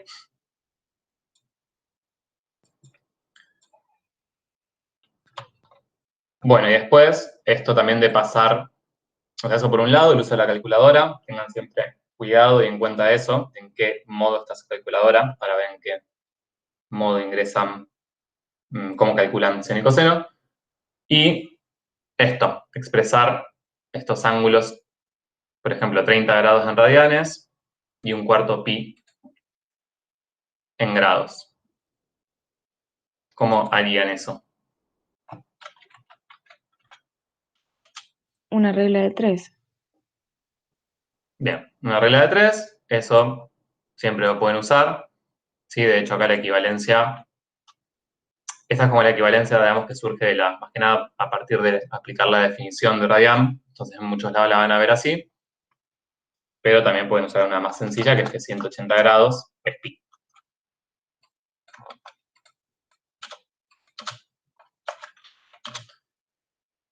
Bien, entonces acá si quieren pasar 30 grados a radianes, pueden plantear que 180 grados es pi, 30 grados es tanto. Y si no, de hecho, pasemos. Ahora lo hacemos. Y si no, otra forma que pueden usar, que esto es algo que aplica para cambiar unidades, para pasar un número de una unidad a la otra, yo se las muestro. Si les gusta, genial. Es como lo mismo que una regla de 3, pero más fácil de escribir. Si yo quiero pasar esto a radianes, yo quiero que mi resultado me quede en radianes. Entonces, acá tengo grados, y lo que voy a hacer es multiplicar por una fracción que sea una equivalencia, o sea, que tenga lo mismo en el numerador y en el denominador. O sea, que valga lo mismo, cosa de que no me modifique al resultado, ¿no? Sería como multiplico por un 1 poniendo lo mismo en el numerador y en el denominador. Entonces, lo que hago es usar esta equivalencia, porque 180 grados y pi radianes es lo mismo, y lo pongo. En el denominador pongo los grados, para que se me simplifiquen, ¿saben? Y en el numerador pongo los pi radianes.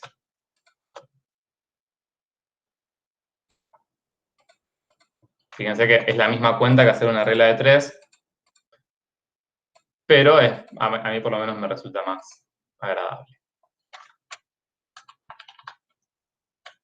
Entonces, la unidad me va a quedar radianes, porque los grados se cancelan, y 30 sobre 180 les queda un sexto.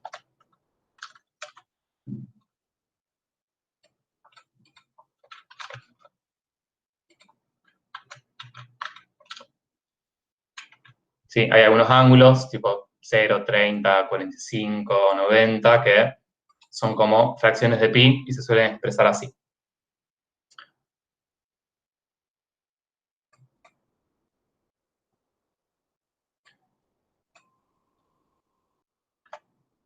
Les repito, pueden usar la regla de 3 si este método no les gusta. Ahora, ¿cómo pasaríamos, por ejemplo, 1,2 a grados. Lo cambié a 1,2 para ver el ángulo que usamos antes acá en coseno 1,2 radianes, para tener una idea de qué ángulo sería e interpretar el coseno que nos dio.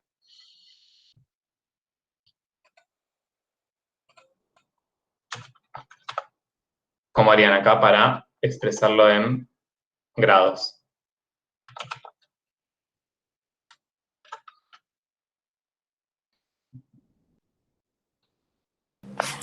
Por 180 sobre pi.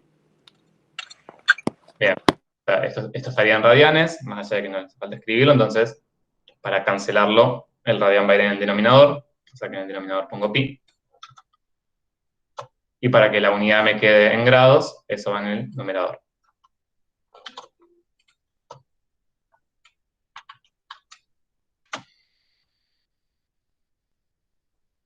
Yo les recomiendo mucho que empiecen a cambiar de unidades así, porque si no después, en matemática no es tanto problema, pero en otras materias, para resolver un problema terminan haciendo 10 reglas de 3 que lo pueden resumir en 10 fracciones, básicamente, y la vida se les simplifica mucho. Bien, esto me da más o menos 1,2 por 180 dividido pi, 68,75 grados.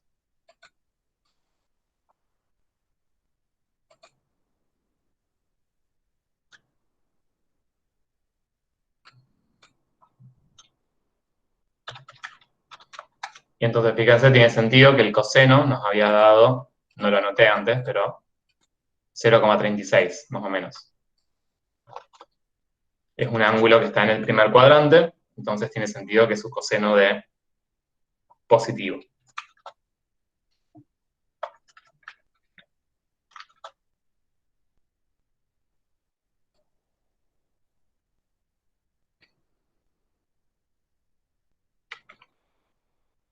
Bueno, hasta acá, ¿cómo vienen? Bien, profe, se entiende. Bien.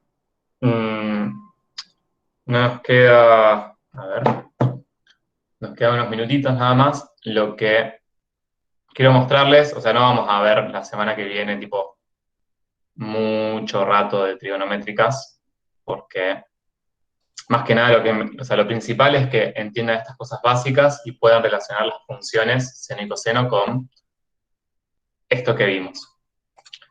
Entonces le vamos a dedicar un ratito después, pero no una locura de tiempo. Así que les voy a dejar una tarea bastante particular, específica, más que particular, y que es trabajar un poco con estas cosas. Este es un programita que está ahí en GeoGebra. GeoGebra es como colaborativo, digamos. Entonces hay gente que hace cosas y las sube y las comparte. Después se los comparto ahí en el cronograma donde les subo la clase y le pongo el link. Bien. Ok, ¿cómo era esto? Sí, perfecto. Bueno, esto básicamente lo que es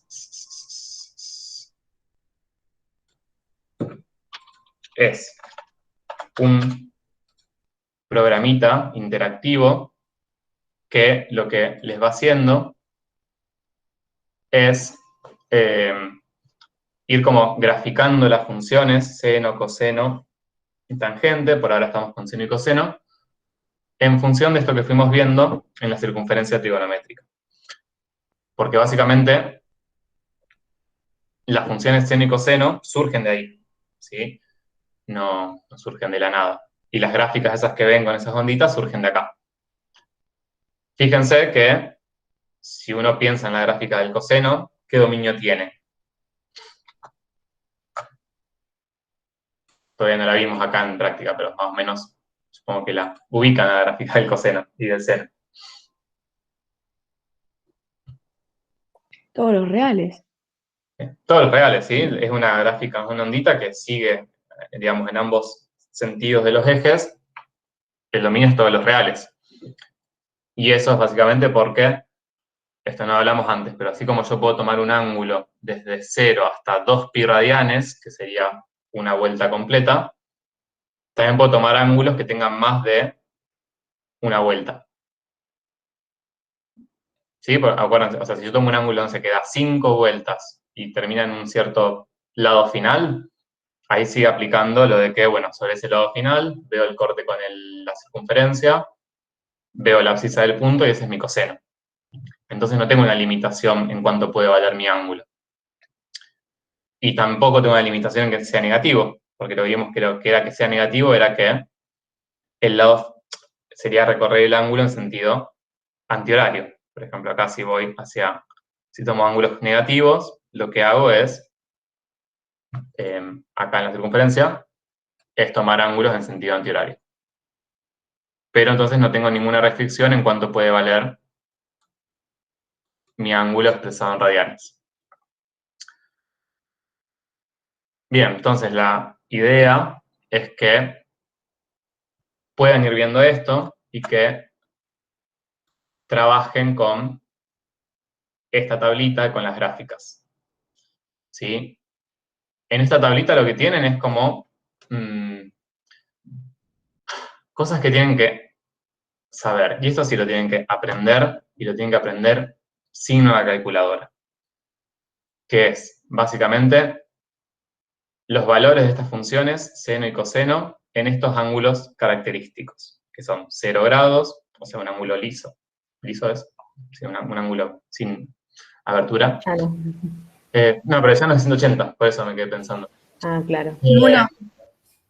Nulo, eso, gracias. Entonces, un ángulo de 0 grados, de 90, que sería recto, de 180, que sería llano, de 270, que sería 3/4 de giro, y de 360, que ya sería una vuelta completa, y de ahí vuelve a empezar. Entonces, fíjense, en radianes, un ángulo de 0 grados son 0 radianes, un ángulo de 360, habíamos visto que era 2pi, y acá, bueno, son todos con submúltiplos de pi, ¿no? Como 180 va a ser la mitad de 360, va a ser la mitad de 2pi, que es pi. 90 grados va a ser la mitad de 180, o sea, un medio pi.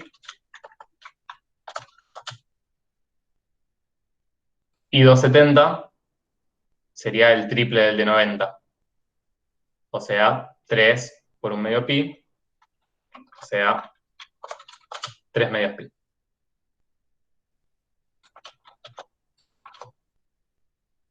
Y fíjense que acá le llamé alfa al ángulo en grados, como esto más que nada como para tener una guía a ustedes, pero después a esto ya le llamé x, esta ya va a ser la variable independiente de la función trigonométrica. Y después acá voy a tener la f de x. O sea, lo que voy a ingresar acá son los ángulos en radianes. Y entonces, completamos esta tabla, les muestro, en 2 minutos terminamos. Esto no es la demora.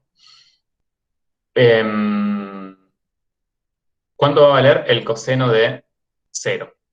O sea, tengo este lado final acá, y tengo que pensar en la abscisa de este punto.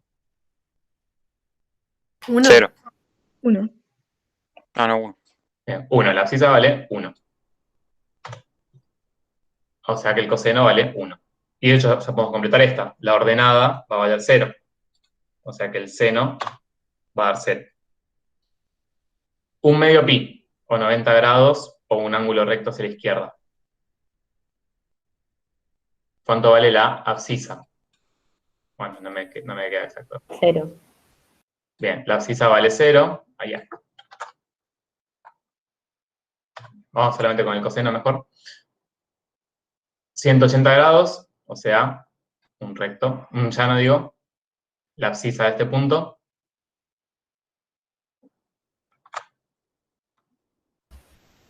Menos 1. 1. No, menos 1. Menos No, 1. 1.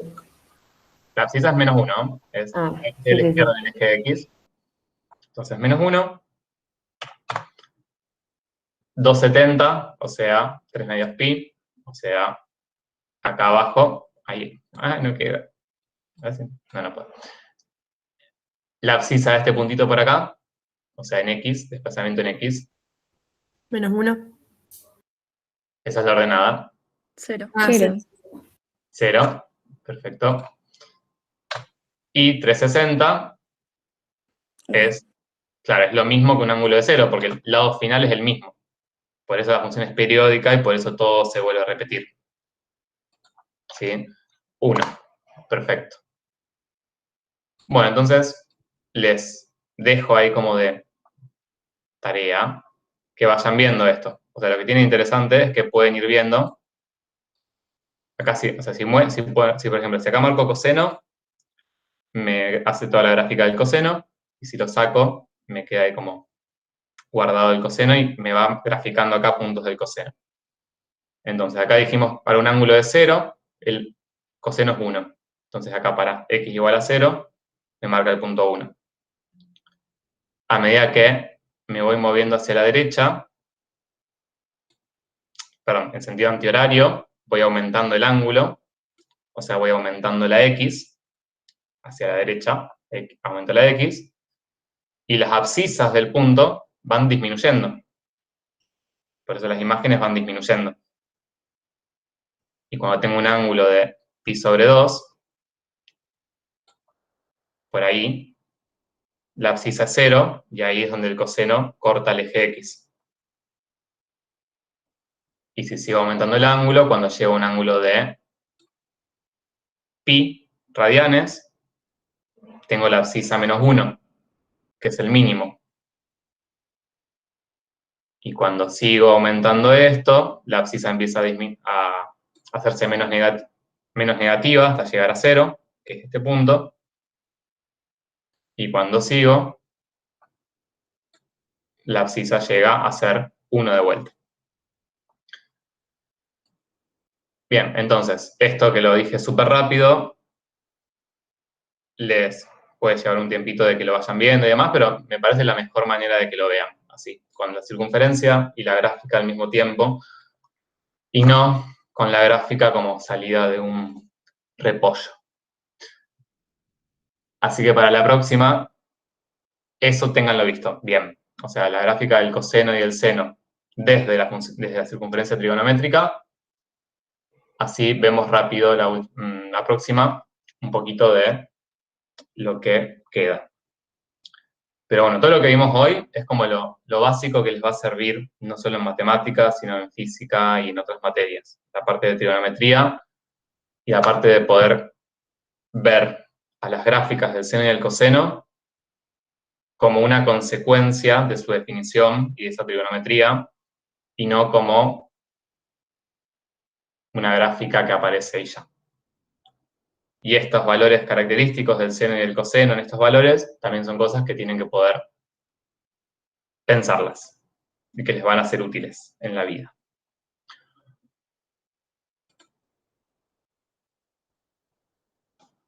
Bueno,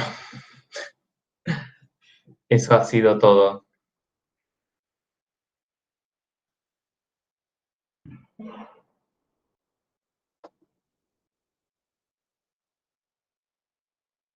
¿Alguna pregunta? No, profe.